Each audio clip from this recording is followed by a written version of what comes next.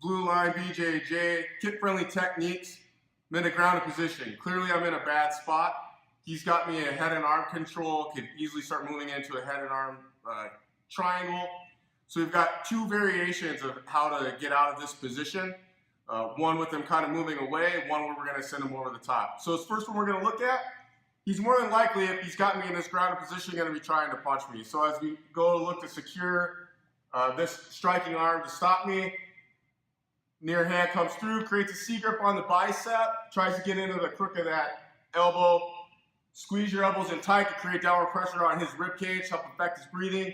Secure it down by their belt line to try to lock this in.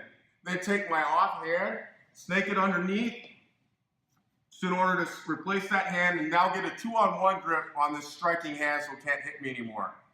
Now, in order to get him away from me, I can end up lifting up my hips. I got to clear my hips higher now because of my kit.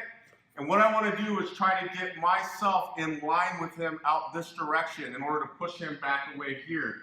So as I start to walk my feet out and separate myself from him, I release this hand, I've got the distance from this arm, and now I push away and sit up.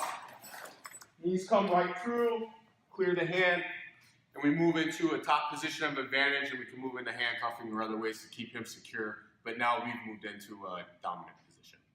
Now, unlike doing sports jiu-jitsu or in a gi where I can easily start to slide my hips, I'm in kit. So I need to get my hips up and then up on my toes, start to walk my hips over to his lower back. So as I drive into the lower back here, I squeeze everything together. My goal now is to send him over to the opposite side.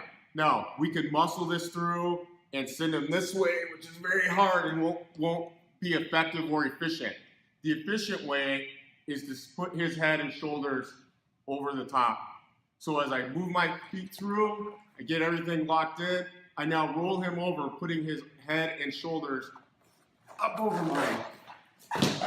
Knees come up right away, downward pressure, come back through, and now you secure top position and move over to a position of advantage.